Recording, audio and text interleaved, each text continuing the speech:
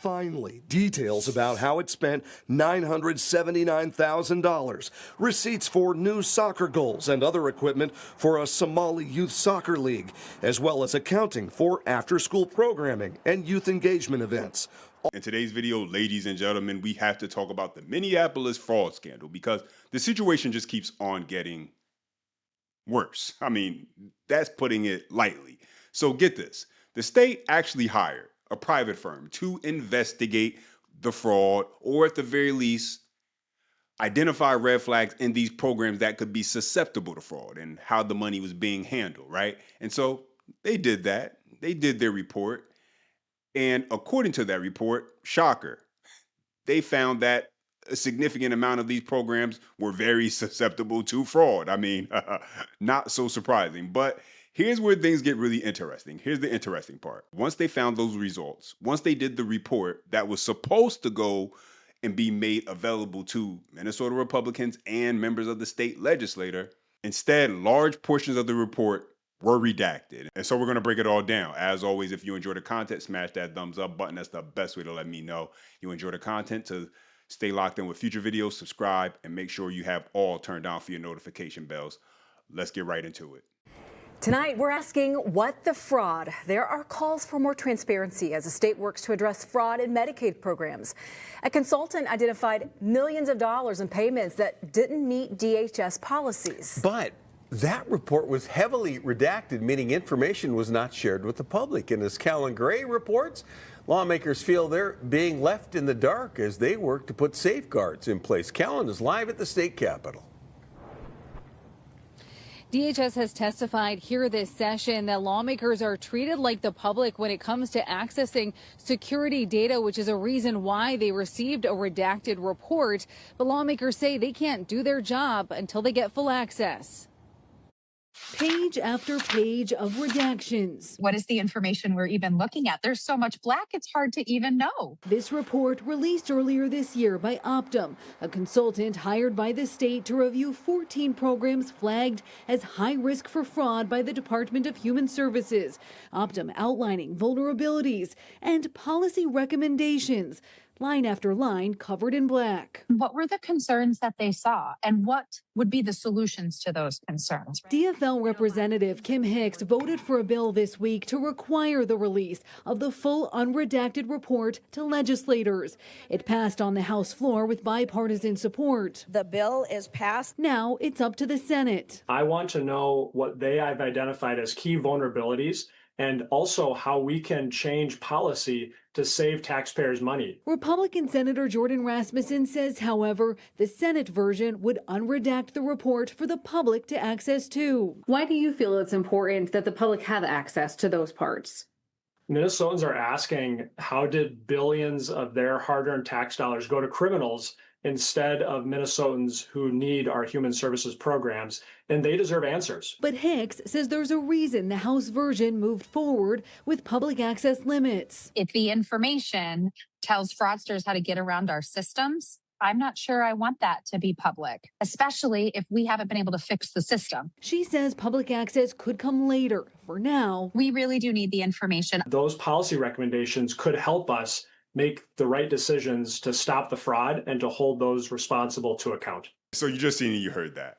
And honestly, talk about weak excuses when you hear something like that being said. Understand what was just said right there. They're saying they do not want to release the reports to the public, ladies and gentlemen, out of worry that the scammers might figure out how to cheat the system. This real life right now? Is that a real statement someone just said? I mean, give me a break. What rock have these people been living under? Newsflash. The scammers are 2, if not 3 steps ahead of Minnesota. They've been raking in the millions, living it up. They figured it out a long time ago. The cat's out the bag. That one got away, Minnesota. Sorry. If that's what you were hoping for, then you lost that battle a long time ago. Let's be real. This looks like a lot more of the same behavior from Tim Walz and the Democrat leadership of Minnesota. And while you got all of that going on, ladies and gentlemen, get this. It gets even crazier. A woman who allegedly stole about $5 million from the Minnesota government, decided that wasn't enough. No, she wanted a little bit more. At least that's what they're figuring out right now.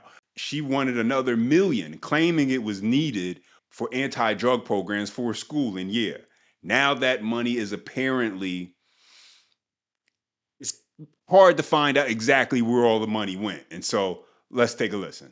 Tonight, 5 Investigates reveals how a convicted fraudster is connected to state grant money awarded to a Minnesota school district. For months, investigative reporter Eric Rasmussen has been pushing for transparency and asking who's looking out for taxpayers here. Well, Lindsay, Kevin, the state gave Faribault Public Schools nearly $1 million. It was a grant to prevent drug abuse back in 2022. We're following up now because one of the champions of that cause was charged with fraud just months after the money started flowing. We need help. They're the first words on this application to the state for $1 million grant. Now 5 Investigates is connecting those words to the woman who said them. Lou Ali. I hope I'm pronouncing that correctly. Lul Ali. We need help. It's not just a school. We need help. Big help. Months after urging the Faribault School Board to go after grant money from the state in 2022, prosecutors charged Lul Ali with stealing $5 million from taxpayers. She's now one of more than 50 people who've pleaded guilty to fraud connected to feeding our future. Let me stop it right there for a second, because this is the part that blows my mind every time stories like this come out. You constantly hear about the fraud in these government programs and how it's very difficult to pull off because of supposedly the extremely high level of oversight and scrutiny. But apparently not, because in this case, not only did this woman allegedly take $5 million, but then she turned around and said, I'll take another cool million just because. I mean, okay, yeah, anti-drug programs for schools, right? But the reason why you hear these officials make these excuses, because if they were to admit that is actually going on and has been going on under their watch, that means they've been doing their job improperly. Because what we're about to see next, it wasn't just about money being taken, it was about tracking where the money actually went. And it turned out to be very hard to figure that part out.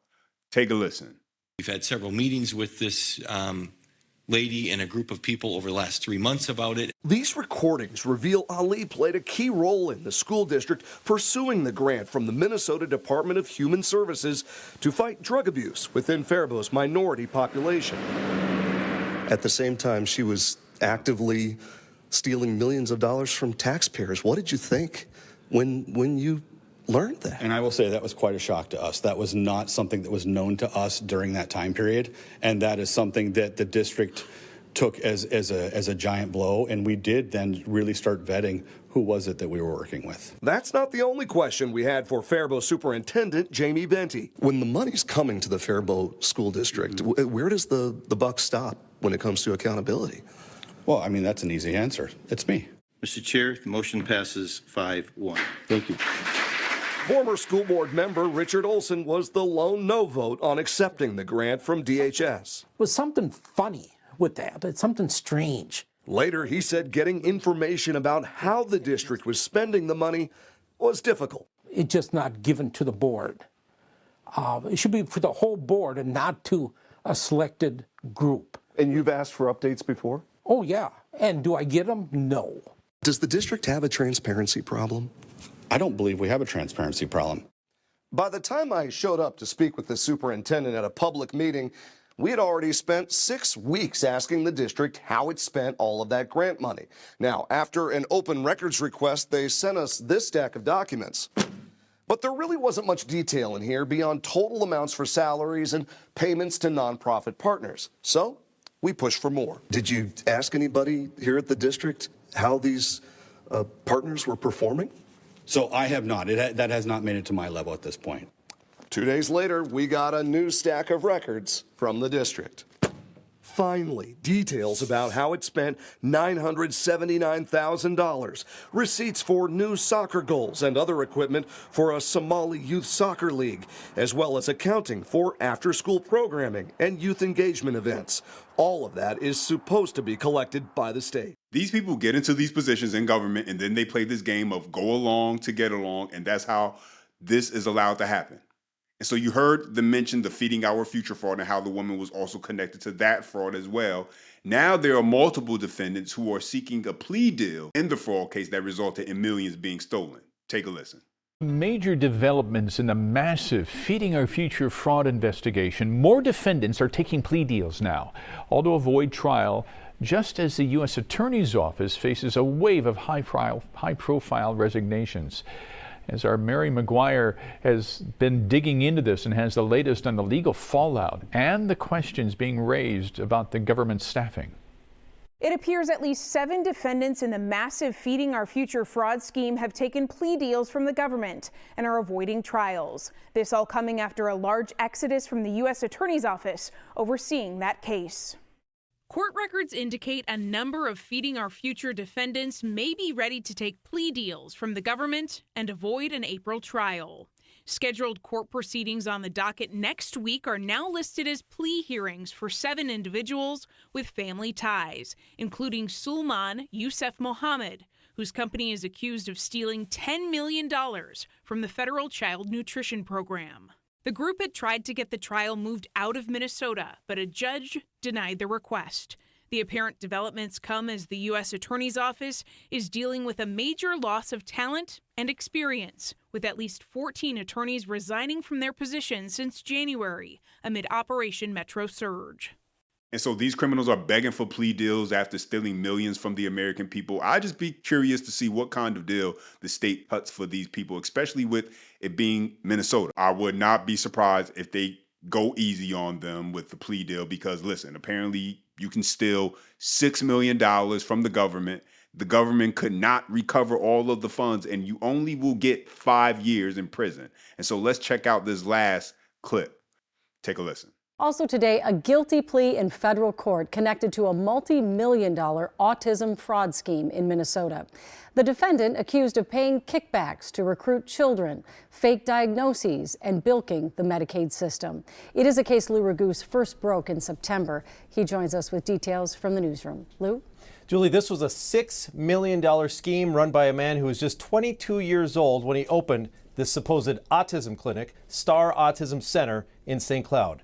Abdi Najib Yusuf admitted that his he called them investors, brought in unqualified staff, family members as young as 18 to do medical services. And then they recruited children from Somali families to receive services in return for kickbacks, which were also paid with taxpayer money. Many of the kids didn't even have autism, but Yusuf admits they fraudulently got those diagnoses. After 4 years, Star Autism Center had racked up $6 million in reimbursements. Yusuf sent $200,000 to Kenya and spent $100,000 on a Freightliner semi. He did not say how much of the $6 million he kept for himself. Now, Yusuf is only the second suspect charged in what is believed to be a wide-ranging fraud scheme among autism centers. Both of these suspects have now pleaded guilty. In court today, though, prosecutors said that they plan to indict Yusuf's so-called investors who are involved with him on this scheme. He'll face about 5 years in prison when he eventually is sentenced, Julie. Well, Lou, one of the most frustrating things, and there's so many, about these cases is it's $6 million and all we know he has to show for it is maybe a $100,000 semi? I mean, do we know if there's any ability to claw some of this back? That's right. It's too early to say in this particular case, Julie, because they haven't divided up how much money each particular person is responsible for and where that money is. Is it in bank accounts? Is it in real estate? Is it anything they can actually get? We don't know that yet. And these other people that would be indicted in this case, the so-called investors, is this a case where he maybe was a lower rung on the ladder and these are higher rungs on the ladder? Well, they maybe knew more of what they were doing, but he was the only owner and CEO of this company that registered with the Secretary of State's office and the very same day was approved to be a provider by the Minnesota Department of Human Services. All right. Thank you, Lou. Mm-hmm. Wow. Same day he registered, he got approved. And he gets 5 years for stealing money from kids' programs meant for kids with autism.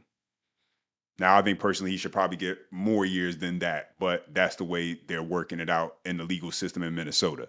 But it just goes to show you that this is the level of fraud that exists. And this is one provider amongst the many who were out there committing this level of fraud.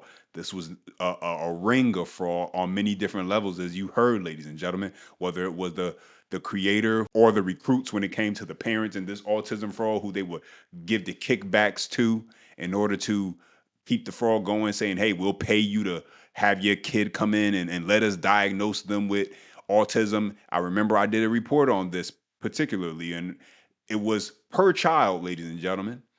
So you got more kids that you allow us to diagnose with autism, we'll give you even more money. I believe in the report I spoke about, the DOJ report, it was between $300 to $1,500 per month per child a family could make by allowing these providers to diagnose their child with autism. That was the kickback rate. And so you could rake in a couple thousand, you could rake in a full year working salary. And so this fraud has levels to it. It really does. And we'll have to wait and see how much more of it comes out. This was just one person getting 5 years plus the plea deals. Obviously, we'll see what ends up coming from that. Those are my thoughts and the update. Now let me hear from you. As always, smash that thumbs up button. That's the best way to let me know you enjoy the content. Subscribe to the channel to stay locked in with future videos. And as always, until next time.